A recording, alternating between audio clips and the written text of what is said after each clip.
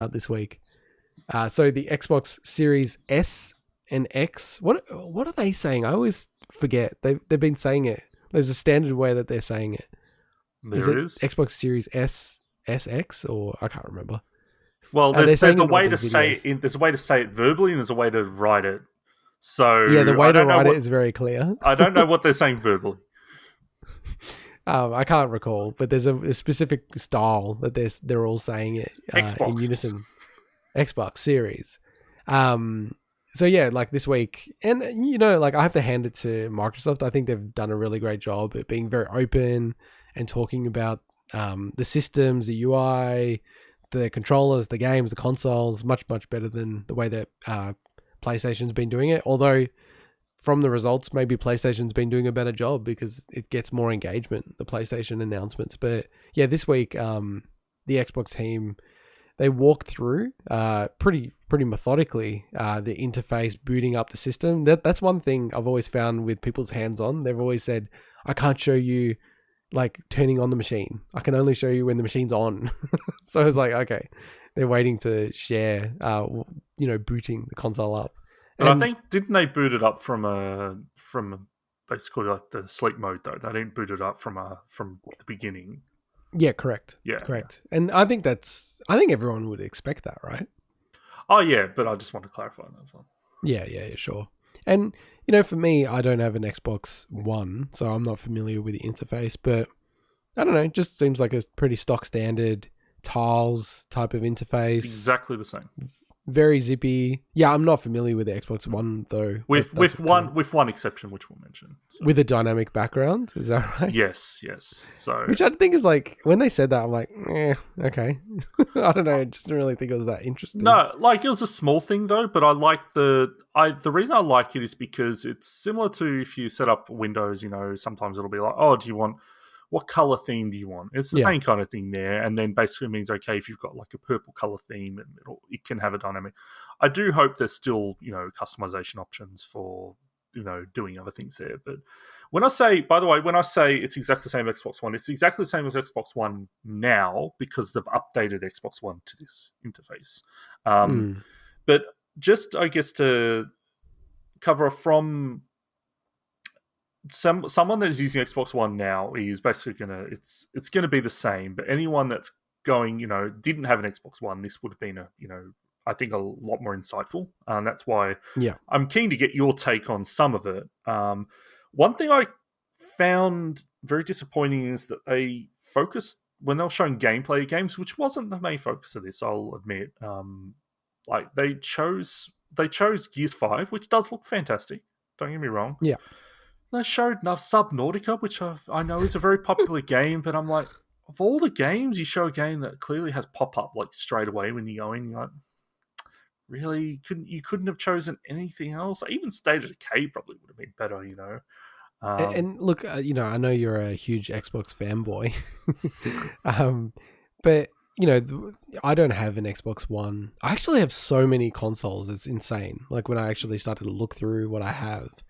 But with Xbox One, I always just felt like, why would I get the Xbox One? It doesn't have any big exclusives. So to me, it was just like, why wouldn't I get a PlayStation 4? It just doesn't really make sense. And I know that they've bought so many studios, and surely they're going to keep some of them exclusive, at least timed exclusives. But man, it's pretty underwhelming the way they're launching like this component of it with the Xbox Series X, where they just keep showing games from like current gen on it. Yeah, it's like in so many of these videos, it's like, dude, like what game am I buying for this console that's new?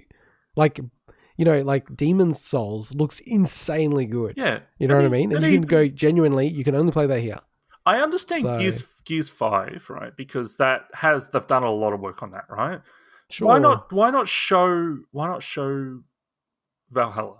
A game that actually looks really nice as well, and that it's just that's a launch title, it's like show games that are, people are going to impress people basically. I think they don't want to because it's like people would just turn around and say, well, you can just play that on the PlayStation 5. You can play Subnautica on PlayStation 5, I'm pretty certain. I don't think that's exclusive. I could be wrong. Isn't it? Oh, okay. Subnautica's not a Xbox published title or anything, so I'd be shocked if it's not on PlayStation. Okay. Yeah, I don't know. It's odd. Like that's just still the one thing I look at. It is on PlayStation. I guess the answer is they don't have any to show, really. You know, but that's bad, dude. You know, it's so odd. It's I know. It's so weird. Thank God everything's compatible.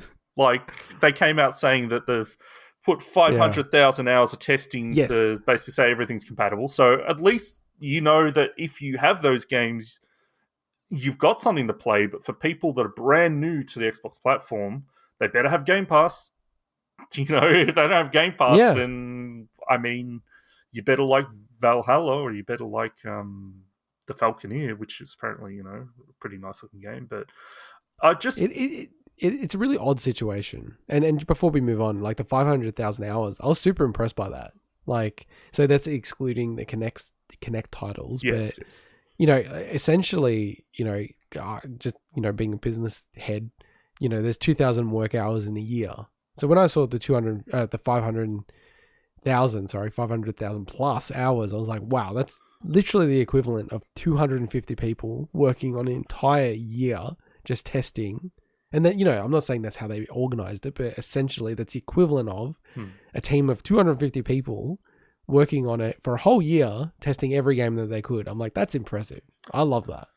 That to me resonates so much better than what the PlayStation story has been. And I know people have actually like had a crack at me about this, but you know, they were never clear about what games would and wouldn't work until recently. And even then, there's still confusion and still debate. And even the people who developed those games have said, we don't know why it's not launching. Like, we're trying to work it out.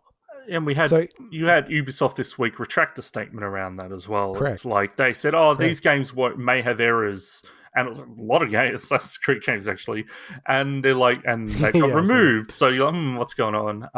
Well, and my gut feel of it is like the way that Microsoft's doing it, because they're getting it to run on the actual hardware itself, right? Whereas PlayStation, they're putting a intermediate layer between to translate, which is always going to cause more error. It's more like emulation in a degree. I feel like what's going to happen is when this launches, we're going to see videos of stuff like breaking on the PlayStation 5, like PlayStation 4 games. Whereas I think with the Xbox Series X, I'd be surprised if there's a lot of those videos. I don't have a problem if not everything's compatible. Just the communication around it needs to be better. That's my point. Last thing I'll say about the whole dashboard is using this new dashboard on the Xbox One and the Xbox Series X and S with the SSD would probably be even way quicker. Yeah. It is way faster, especially the store. So the store was always really laggy because it took a while to load the assets and things. The store got the biggest redesign. It's almost like completely different. Whereas the rest of it's kind of very similar to what it was, but just almost like they've just modified it, changed some of the look of it and everything. The store is completely redesigned. And I don't know. Don't know if the interface itself is way better, but it loads a lot quicker. Definitely. So that was always the biggest problem. So yeah. But I think it was a good walkthrough.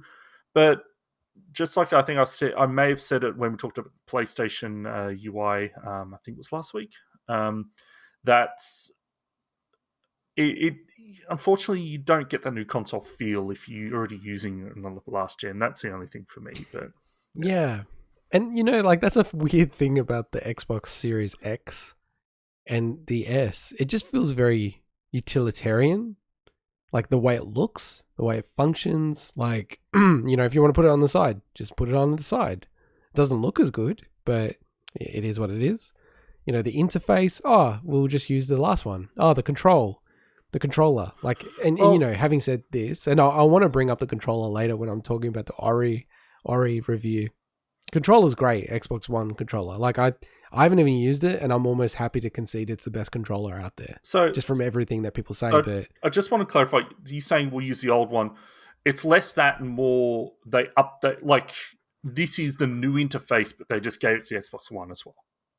You know, like, yeah, but I wish they kind of didn't do that, to be honest. Oh yeah, no, I know that, but I just want to clarify. I don't think it's less. I think it's less them using the old one and more like, they just launched it on that as well. No, I don't doubt what you're saying. I just think it's, again, like a utilitarian thing. It's like we have it, so just give it. Whereas I think from a marketing perspective, it's better if it's like a new interface and people go, wow, look how good it looks. Look how slick it looks. Look how quick it looks. This Xbox One's dated. Yeah. You know, like, again, it's utilitarian. It's good that they've done it, but it just, I don't know. Yeah. No, I agree on that, definitely. But, yeah, no, look, I don't know. I'm so torn. Like, I'm so annoyed that the Xbox Series S is not $450. Instead, it's $500 Australian. Because I'd be really close. If that was like $400, I reckon I'd actually get it. If it was $400. I think they could price it at $400. See, I love that, and I'm not. That's completely justified. But I just love that a $50 difference is like the thing that irks you. See, for me, it's like, man, if it was like, to me, it's more like usually $100 plus difference that will make me get annoyed. Whereas $50, I'm like, whatever. You know, so. I'm just really sensitive to value, and I just think $500 definitely it's a no. Because at $500, I'm starting to go, well, I might as well get the Series X. Whereas if it's $400, I'm like, wow, that's a big difference. You know, how much do I value having that disc? You should probably get the Series X anyway. Just putting that out there, but yeah. I think you'd. What's the opposite of regret? I think you'd trust you thank your past self for that decision if you chose a Series X over an S. Yeah.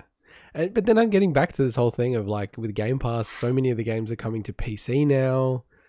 I've got a pretty beefy PC. It's pretty comparable to these new next gen consoles anyway. Well, it's probably better, I guess. You know, it's kind of like, why would I go down that path? You know, with the Series X, whereas again, going back to the PlayStation, they have exclusives like Demon's Souls. I'm not expecting that to come to PC. So if I want to play that, I need a PS5, you know. I muck up the one that's easy to remember, PS5, and get the Series one right. All right, and let's get into some news that you would be excited about as the number one Xbox RPG player, even though it's only exclusive on a certain console for a while. In the